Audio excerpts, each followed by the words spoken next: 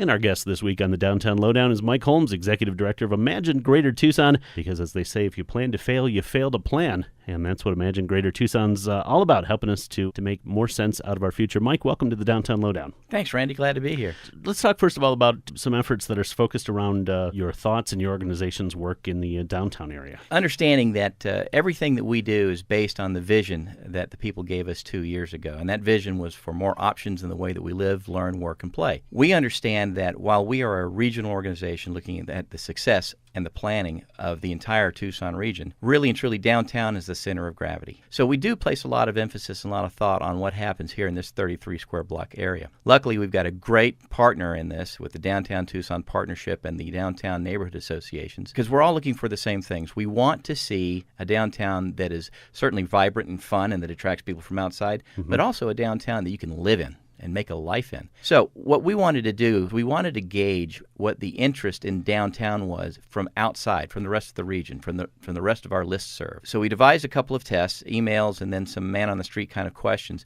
to ask, if you live outside of Tucson, what are you interested in? What would you like to see? What do you like about the development we've had so far? Because it's been rocky. We know that. It's tough to get around. And what would you like to see more of? What are the successes and failures? What direction would you like to see it take? What we got back was astounding. We had, first off, the Facebook posting that we asked, just a simple question of, would you buy an app for downtown? That was our largest Facebook posting ever. We got over 2,000 exposures within 24 hours, and it was amazing. People were sharing, flashing it out, asking questions, making comments, and it was about a 60% response that people from the region would, in fact, buy or download an app of some kind that would tell them about the cool events that were happening downtown. In addition to that, we asked a question, would you be interested to come downtown for a meeting to talk about success or failure or where we're going with downtown? We got a great response. The result of that is here in the next month or so, we would like to find a place and invite the community in. Someplace fun. We're kind of thinking maybe a little local brewery establishment here in the area. We've got more than a few that will open the doors. And, with plenty of space, and certainly get to that community feedback and have an opportunity for the economic development folks here in town to also give their feedback for where it's going and what it's going to say. Let's back up a little. We mentioned Imagine Greater Tucson.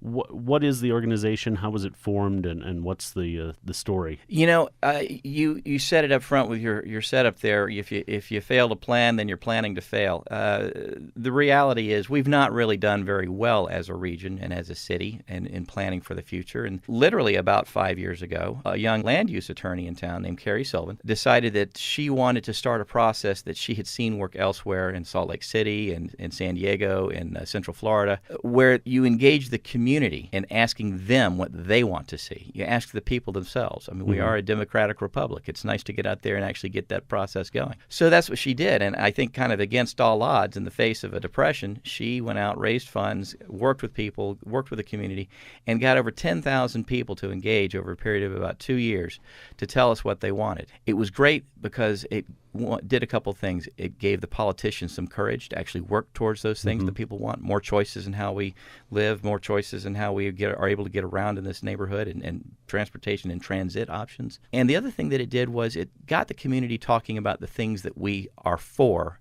instead of pulling into our separate camps and talking about the things that we're against. And I've heard Imagine Greater Tucson presentations in the past where you've said people are coming whether we plan for it or not. From our perspective, talking about growth or no growth is like talking about the monsoons. They're going to happen. We don't know if it's big or it's bad or if it's going to be what it's going to be, but we do need to prepare for it. If we really, really don't plan for this, we're going to end up with what we have right now, which is just more bedroom communities sprouting up in the middle of nowhere, demanding infrastructure that we can't afford to maintain. So, Mike, how do folks learn more and how do they get involved? Go to our website, www.imaginegreatertucson.org, or you can check out our Facebook page. We also have what we call Take Action Days, where we pair with another volunteer organization that is doing something, and we provide volunteers for that. It's a way for us to be able to piggyback on the work that other great organizations are already doing and support them, and it's also about getting our people out there engaged in the community and things they might not otherwise know about. And again, that's ImagineGreaterTucson.org. Mike Holmes, Executive Director, our guest this week on Downtown Lowdown. Any final thoughts? On that volunteer issue, find something that you have a passion for and volunteer for it. We have a lot of problems to address, and there are a lot of ways that people, if they really want to help, can. It's the Downtown Lowdown here on your community radio, KXCI.